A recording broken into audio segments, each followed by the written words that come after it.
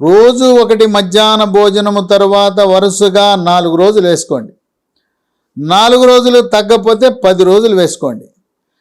ఒకేసారి క్యాండిడ్ ఆయింట్మెంట్తో పాటు నోట్లో వేసుకోవలసిన సిస్కాన్ గొట్టాలు కూడా వాడటము ద్వారా తామరను సంపూర్ణముగా నియంత్రించవచ్చు. ఒకరి టవల్స్ మరొకరు ఎట్టి పరిస్థితుల్లో కూడా వాడవద్దు. అవసరమైతే మనం వేరే ఊరు వెళ్ళినప్పుడు మీరు సూట్ కేస్ సర్దుకుని లుంగి టవలు తీసుకోకుండా వెళితే ఆ ఊరికి వెళ్ళి toothpaste, tooth brush, towel, lungi, drawer, banian అన్నీ కూడా కొనుక్కోండి. మీ స్నేహితులు, మీ బంధువుల యొక్క టవల్స్ వాడద్దు.